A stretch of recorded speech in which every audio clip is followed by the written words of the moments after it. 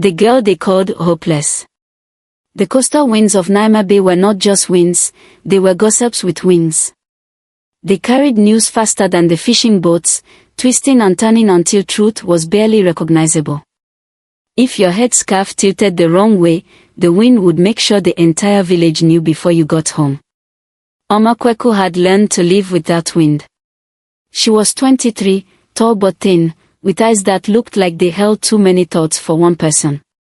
Every morning, she sat under her uncle's bamboo shade repairing fishing nets, her fingers moving quickly, her eyes focused, her heart somewhere else. Her clothes were faded from years of sun and salt water, and her slippers had been patched so many times they were more thread than rubber. The children loved to sing at her as they passed.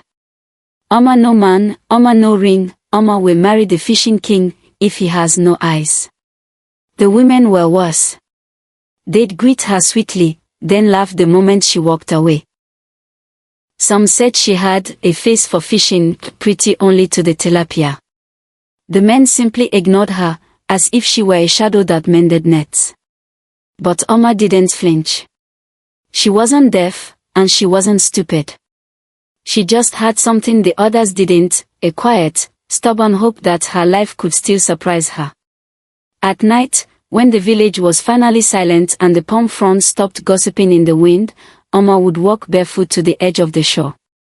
She'd stand where the wet sand sucked at her toes, staring out into the endless black of the ocean. Niam, she would whisper to the god of her ancestors, I know I'm not useless. Show them. Show me.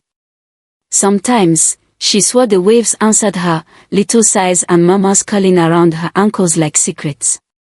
It was on one of those nights, when the sky was heavy with thunder and the air smelt of rain, that the impossible happened. The storm came quickly, roaring like an angry elder. Palm trees bent until their leaves touched the ground, and fishing boats clashed together in the bay. Amma had been running home from her uncle's work shed when someone, caught her eye. There, at the very edge of the shore, stood a man. Not just any man. He was dressed head to toe in pure white, his robe rippling in the wind as though the fabric had its own heartbeat. His skin was dark and flawless, his hair short and neat, and his bare feet stood firm on the wet sand despite the roaring waves. What froze Omar's breath was his stillness. He didn't blink, didn't flinch at the lightning tearing across the sky. And then, he turned his head toward her. She couldn't move. The distance between them was wide, but Omar felt as if he was standing right in front of her, staring directly into her soul. And then, blink, he was gone. Just like that. No splash in the water, no footprints in the sand. Only the restless ocean remained. Oma stood there for a long moment, heart racing, the rain beginning to soak her hair. A thought whispered in her mind, not in her voice. Your life will never be the same. By the time she made it home, the storm had reached its full rage, and her uncle was shouting about her lateness.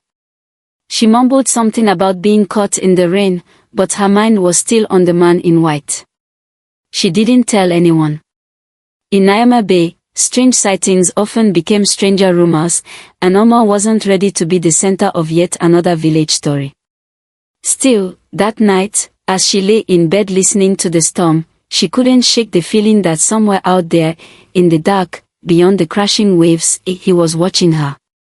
The stranger from nowhere. The market at Naima Bay was never quiet. Even before sunrise, the air was already full of voices bargaining, the slap of fish tails on wooden tables, and the sweet smoke of roasted plantain drifting from the food stalls. Amma was there, as usual, helping her uncle sell fresh makara. Her hair was tied back with a faded yellow scarf, and she kept her head down, mending a small tear in one of the fishing nets while customers haggled over prices. That was when the air changed. It was subtle at first, like when a wave pulls back farther than usual before it crashes. The voices seemed softer, the wind warmer, and then, she felt it. Someone was watching her. She looked up. There he was. The man from the storm. He looked exactly as she remembered, tall, elegant, dressed simply but in clean, crisp white. His skin seemed to drink in the sunlight, and his eyes were so steady they made her forget to breathe. He smiled, slow and deliberate, and walked toward her table. He didn't look at the fish, didn't glance at the other sellers. He stopped right in front of her, as if there was no one else in the world. "You have," he said in a deep, calm voice, "a light the living cannot hide." Omar froze. I beg your pardon." But he didn't repeat himself. He picked up one fish, paid without bargaining, and as he handed her the money, his fingers brushed hers. Cold. Not unpleasant, but cold, like water from a deep well. "I am Kojo Mensah," he said. "And you are Omar Kweku." Her eyes widened. "How do you know my name?" He only smiled. "I will see you again." And just like that, he was gone, disappearing into the crowd without so much as a backward glance. He came the next day. And the next. Sometimes he bought fish. Sometimes he brought her things, a shell the color of the moon, a bunch of fresh herbs that smelled sweeter than anything she had ever cooked with, a perfectly grilled red snapper still warm in banana leaves. And always, he smiled that strange, calm smile. The market noticed, "Oh, Omar has caught herself a rich man," one fishmonger cackled. "Where is he from? His shoes alone look like they could buy a whole canoe," another whispered. Men began narrowing their eyes, and women started brushing more powder on their cheeks when Kojo walked past. But no matter who tried to greet him, Kojo's attention was fixed only on Omar. It wasn't long before questions began piling up. "Where does he live?" her uncle asked one evening as they packed up the store. Omar shrugged. "Kojo never said." "Has he no family?" her friend Aka pressed.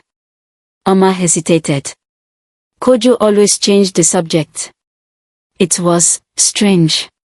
But Omar found herself looking forward to his visits.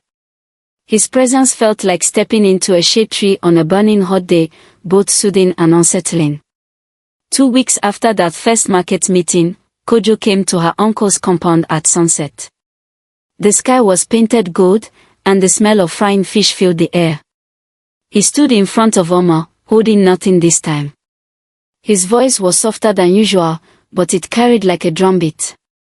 "Omar Kweku," he said, "I have waited many lifetimes for you. Will you be my wife?" Omar's heart jumped into her throat. She stared at him, unsure if she had heard right. Her uncle stepped forward. "Marriage is not small talk, young man. Who are you? Where is your home?" Kojo's smile did not fade. "My home is far. But my heart is here, with Omar." The old fisherman who lived next door had been watching from his stool. He spat into the dirt and muttered just loud enough for Omar to hear. "Don't marry what doesn't cast a shadow." A shiver ran down her spine. She turned to look at Kojo, and for just a second, with the sun behind him, she thought she saw it. The ground at his feet was bright and empty. The marriage of shadows. The day Omar became a bride, Naima Bay seemed to stop breathing. The market was empty. Fishing nets lay half-mended. Even the waves seemed quieter, as if the ocean itself wanted to see what would happen. The wedding was unlike anything the village had seen in years. Omar's hair was wrapped in golden silk, her white dress shimmered like the inside of a seashell, and her bare feet were decorated with delicate beads. Kojo stood beside her in a spotless robe, calm as a carved statue, but something was wrong. No one from Kojo's family came. Not a single cousin, uncle, or friend. The only guests on his side were the wind that tugged at the canopies and the strange cold that crept into the crowd as the vows began. The pastor's voice trembled as he said, "You may now kiss the bride." The instant Kojo's lips touched hers, a shiver shot through Omar's body, not from love, but from the sudden chill in the air. A few older women in the crowd crossed themselves and whispered, "Spirit breeze." That night, instead of returning to her uncle's compound, Kojo led Omar up a narrow, winding road. The sea roared far below as the path climbed higher until they reached it, a house like no other. It was a white stone building perched on the edge of a lonely cliff. Its walls were smooth, almost too smooth, and it gleamed faintly even under the moonlight. There were no neighbors. No street lights. No sounds of birds or crickets. Just the endless hiss of the sea below. Inside, the air was clean but strangely heavy. The furniture was elegant, the floors polished to a mirror-like shine, but there were no mirrors anywhere. Not in the bathroom. Not in the bedroom. Not even in the hallway. Kojo, Oma asked softly that first night, why are there no mirrors in this house? He smiled that calm, unreadable smile. Mirrors are liars. I prefer to see things as they are. She forced a small laugh, but the answer stayed in her mind. Days passed. Kojo was kind, unfailingly so. He cooked for her, brought her soft cloth from distant towns, and listened when she spoke. But he never slept. She would wake in the deep hours of the night to find him sitting at the edge of the bed, watching her with eyes that didn't blink enough. Sometimes he disappeared without warning, leaving no sound of a door opening or footsteps in the hall. He would return hours later with damp hair and a strange scent clinging to his robe, salt water mixed with something metallic. Other times, she would hear him speaking in a low, rhythmic tone from another room, as if having a conversation.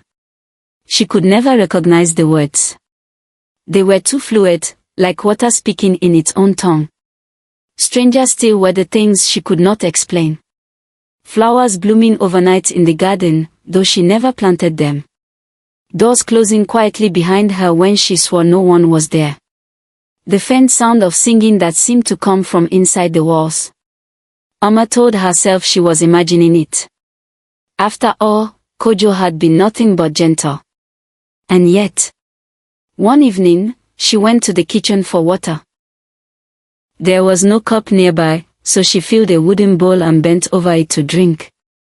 That was when her heart stopped. The surface of the water reflected her face, but it was not alone. Kojo was behind her. Only, his face was gone. No eyes. No mouth. Just a smooth darkness where features should have been. She gasped and spun around.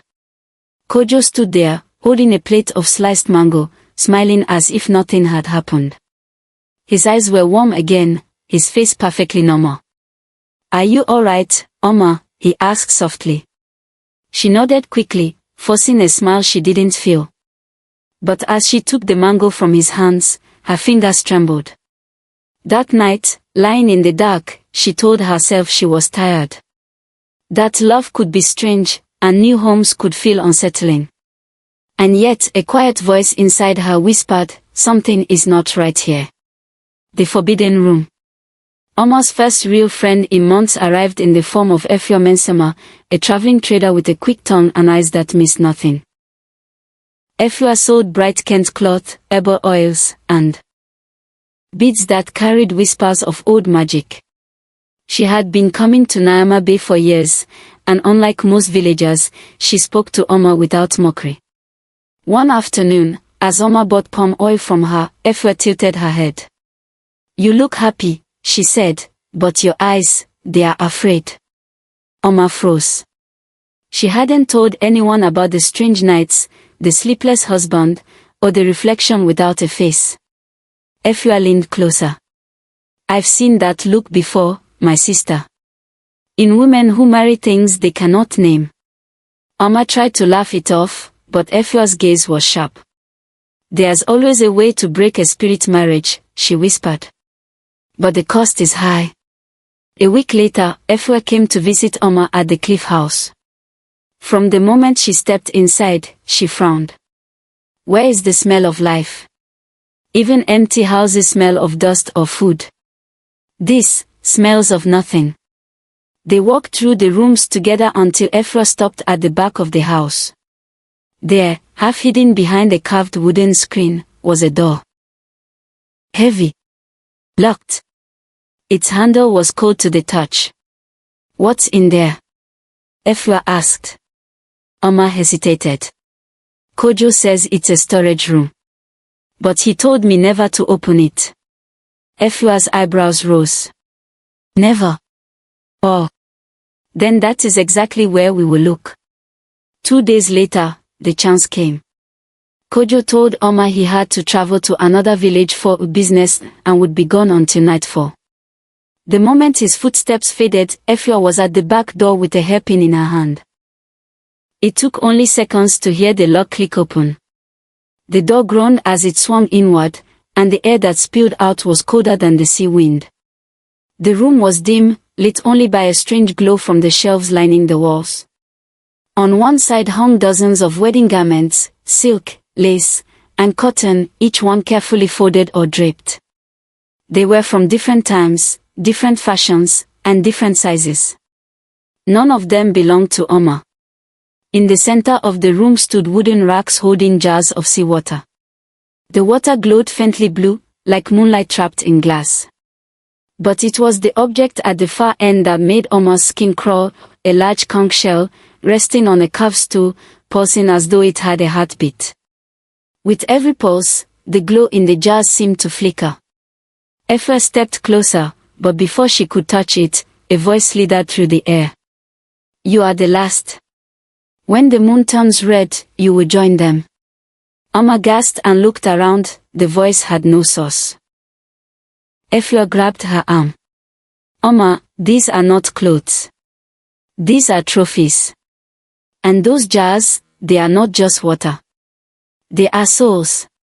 Before Oma could answer, a sound froze them in place, the unmistakable creak of the front door opening. Kojo was back. They barely made it into the hallway before he appeared in the doorway. But he was different. His skin looked darker, wetter, as if he had just stepped from the depths of the ocean. His eyes glowed the deep, shifting blue of the sea at night, and when he spoke, his voice thundered through the walls. You were told, he said slowly, never to enter here. Oma's breath came in sharp bursts, Efua's grip tightening on her wrist. Kojo stepped forward, the glow in his eyes brightening. Now you will see what happens when my warnings are ignored. Breaking the bond. Kojo's glowing eyes pinned Oma in place, but Efua stepped forward, voice steady despite the tremor in her hands. I know what you are, she said. Spirits like you keep the souls of your wives in enchanted objects, and for you, it's that conch shell. Kojo's lips curled into something between a smile and a snarl. You speak too much, trader. Efua ignored him. She turned to Oma, gripping her shoulders. Listen to me, if you don't destroy it before the red moon rises, your soul will join the others. Forever. Oma's stomach twisted. The words felt too big to be real, yet the cold in the air told her they were true. That night, the red moon rose over the ocean, staining the waves with its eerie light. The house seemed to hum, the walls trembling as if they were alive. Somewhere deep inside, the conch shell pulsed faster, as though it knew its moment was near. Oma tried to slip out the back with Efua, but the door slammed shut on its own. Kojo emerged from the shadows, his figure taller, broader, his robe clinging to him like wet skin. You cannot leave, he said, his voice like the crashing surf. You are mine. The ground shook beneath their feet, and tea.